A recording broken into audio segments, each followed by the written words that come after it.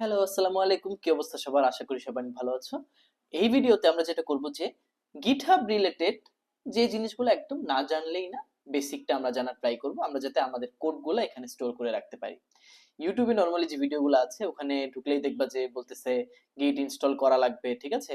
তারপর ওইটা অন করা লাগবে, তারপর কিভাবে পুল রিকোয়েস্ট, তারপরে হচ্ছে কমিট পুশ, এই জিনিসগুলো প্রথমে একটা বিগিনারের জন্য আমি জানি খুবই কমপ্লেক্স লাগে। তারপর দেখা যায় যে সে যে মানে গিটহাব জিনিসটা যে কতটা নাইস একটা জিনিস এইটা সে আর জানতেই পারে না, সে আর গিট ইউজ করে না। দেখা যায় যে কোডগুলা যেন তেন ভাবে রেখে দেয়, পরবর্তীতে এই কোডগুলা হারায়ও যায়, ঠিক আছে? গিটহাবে পুশ করা না হলে, গিটহাবে যদি কোডগুলা না থাকে, স্টোর করা না থাকে, তাহলে পরবর্তীতে এইটা কখনোই আর ওইভাবে মেনটেন করা পসিবল হয় না। মানে একটা টাইম পরে দেখা যায় মানুষ ভুলেই যায় সে যে এই কোডটা নিজে করছিল, ঠিক আছে? নিজের কোড দেখে নিজেই চিনতে পারে না। আচ্ছা, তো সবার ফার্স্টে আমি গিটহাব সম্পর্কে শর্ট একটা কথা বলি যে গিটহাবে মেইনলি তিনটা কাজ করা যায়: স্টোর করা যায়, শেয়ার করা যায়, কোলাবোরেট করা যায়। ঠিক আছে? স্টোর, শেয়ার, কোলাবোরেট কি জিনিস? আমরা যে কোডটা লিখতেছি, ঠিক আছে? সো এইটার জন্য গিটহাব হচ্ছে বেস্ট একটা প্ল্যাটফর্ম। ওয়ার্ল্ড ওয়াইড যত ডেভেলপাররা আছে, প্রোগ্রামাররা আছে, সবাই গিটহাব ইউজ করে তাদের কোড স্টোর, শেয়ার এবং কোলাবোরেটের জন্য। ঠিক আছে? তো আমি যে এখানে দেখাবো যে এখানে কোনো কিছু ইনস্টল করা কোনো দরকার নেই। সবার ফার্স্টেই আমরা চলে যাব হচ্ছে github.com। এখানে গিয়ে সাইন আপ করব। সাইন আপ করলে তোমার একটা প্রোফাইল ক্রিয়েট হয়ে যাবে। এখন সামনে যে প্রোফাইলটা দেখতে পারতেছো এটা হচ্ছে আমার প্রোফাইল। আমি পরবর্তীতে তোমাদেরকে এই জিনিসটা একদম ইন ডিটেলসে দেখাবো যে কিভাবে নিজের প্রোফাইলটাকে খুব সুন্দর করে সাজানো যায়। মানে এটারে একদম মানে বিয়ের ডালা যেরকম থাকে, অনেক কিছু দেওয়া থাকে। যেমন আমার প্রোফাইলটাতে আমি ল্যাঙ্গুয়েজ এন্ড টুল কি নিয়ে কাজ করতেছি, ঠিক আছে, আমার গিটহাব স্ট্যাটিস্টিক্স বা আমার কোন কোন প্রজেক্টগুলা মানে মোটামুটি ফাংশনাল বেশি, তারপর লাস্ট ইয়ারে কি কি কাজ করছি, এরকম সবকিছু আমি ট্রাই করছি হচ্ছে আমার যে একটা পোর্টফোলিওর মতো বিল্ড আপ করে এটার মধ্যে রাখার। তো এই যে রিডমি ফাইল, এই ধরনের জিনিসগুলো আমি পরবর্তীতে দেখাবো। আহ, মোটামুটি 8-9 সপ্তাহ শেষ হয়ে গেলে তখন আমি কিভাবে পুল রিকোয়েস্ট দিতে হয় বা কিভাবে একদম সরাসরি ভিএস কোড থেকে কোডগুলা পুশ করে দেওয়া যায়, কমিট করে দেওয়া যায়, এই জিনিসগুলো আমি পরবর্তীতে দেখাবো। বাট ফার্স্টে আমি চাচ্ছি যে তোমরা যাতে নিজেরা ম্যানুয়ালি কাজটা করতে পারো।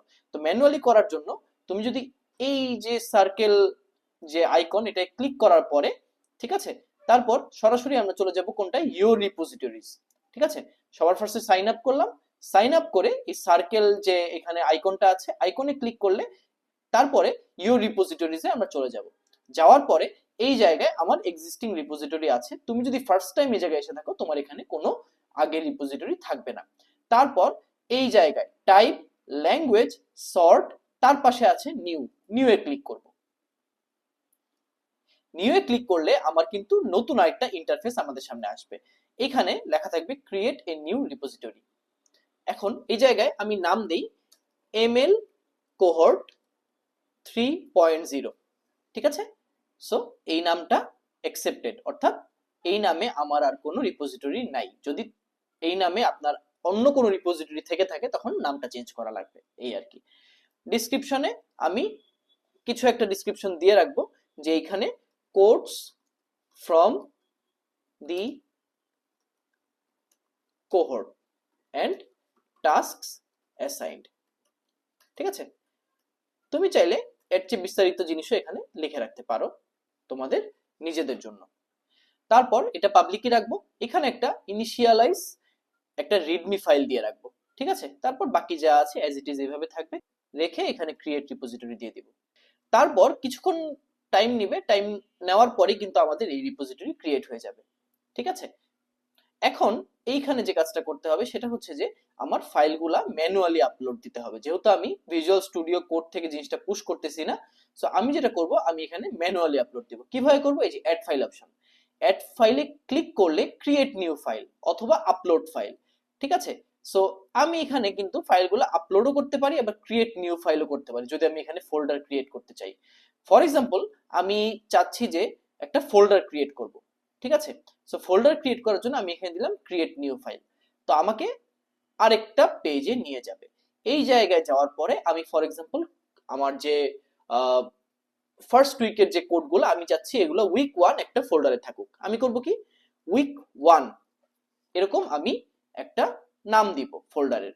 তারপর এই জায়গায় যে কাজটা করতে হবে, এই যে এখানে যে আমি একটা ফরওয়ার্ড স্ল্যাশ দেখতে পাচ্ছি না, এইখানে যদি আমি একটা ফরওয়ার্ড স্ল্যাশ দেই তাহলে কিন্তু এটা অলরেডি আমার একটা ফোল্ডার হয়ে গেল। এখন এই ফোল্ডারে আমার ফাইলটার নাম দিতে হবে। তো এখানে একটা ট্রিক্স এটা আমি ফলো করি, ঠিক আছে? সো সবার ফার্স্টে আমি যেটা করি, জাস্ট ডিলিট ডট পাই এরকম একটা মানে আমি একটা ডামি ফাইল দিয়ে রাখি।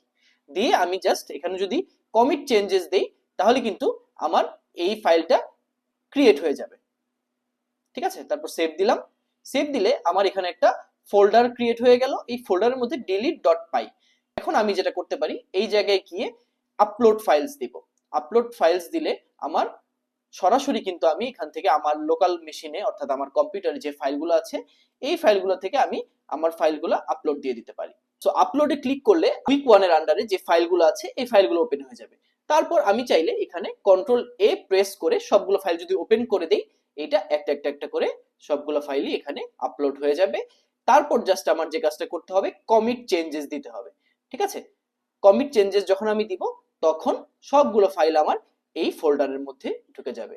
সো এরকম করে তোমরা চাইলে ডিসক্রিপশন লিখে এখানে আরো ভালো করে ডিসক্রিপশন দিয়ে বা আলাদাভাবে টাস্ক ফোল্ডার করে উইক 1 উইক 2 করে করে উইক 12 পর্যন্ত প্লাস রিসার্চ এমএল এর যে রিপোজিটরি সবকিছু আলাদা করে সুন্দর করে তোমার এই রিপোজিটরিটা রেডি করে রাখতে পারো। আর এছাড়াও যে অ্যাডভান্সড ফিচার গুলো আছে যে কিভাবে সরাসরি গিট ইউজ করে এখান থেকে অর্থাৎ ভিএস কোড থেকে কিভাবে কোডগুলো পুশ করে দেওয়া যায়, তারপর কিভাবে নিজের গিটহাবটাকে একটা অনলাইন পোর্টফোলিও বানায় ফেলা যায়, এই জিনিস বা একটা তোমার পার্সোনাল যে ওয়েবসাইট এই ওয়েবসাইটটা কিভাবে গিটহাব থেকে সরাসরি লাইভ করা যায়, এই জিনিসগুলা বিস্তারিত আমি পরবর্তীতে দেখানোর ট্রাই করব। এরকম রিপোজিটরি ক্রিয়েট করে এর মধ্যে সবকিছু সাবমিট করার, এবং আমাকে যখন কোন একটা টাস্কের ফাইল দিবা তখন অনেকেই আমি দেখতেছি অলরেডি ফলো করতেছে এই জিনিসটা, ভেরি গুড।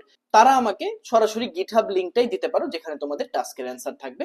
এই জিনিসটা আর কি মোর প্রফেশনাল, এবং এটা পরবর্তীতে তোমরা যখন কোনো জায়গায় ইন্টার্ন করবা বা এজ এ সফটওয়্যার ইঞ্জিনিয়ার বা মেশিন লার্নিং ইঞ্জিনিয়ার হিসেবে কাজ করবা তখন দেখবা এই হ্যাবিট গুলাই তোমাকে কিন্তু একটা হেড স্টার্ট দিবে, কারণ এগুলো হচ্ছে পার্ট অফ সফট স্কিল, যে তুমি তোমার কাজটাকে কিভাবে প্রেজেন্ট করতেছো। তুমি স্ক্রিনশট দেওয়ার চেয়ে বেটার হচ্ছে কাউকে একটা মানে লাইভ একটা লিংক দিয়ে দেওয়া, এইটা মানে বেশি ক্রেডিবল, ঠিক আছে? তোমার কাজের ক্রেডিবিলিটি আরো বাড়ে। তো আশা করি তোমরা এই জিনিসটা বুঝতে পারছো, এবং এই জিনিসটা আরো আরো সহজ, মানে অন্যান্য ইউটিউবে এক্সিস্টিং ভিডিওর চেয়ে এই প্রসেসটা আর কি অ্যাজ এ বিগিনার এটা আমার কাছে মনে হয় সহজ। পরবর্তীতে আমি ট্রাই করব আরো অ্যাডভান্সড ফিচার গুলো তোমাদের দেখানোর। See you in the next video.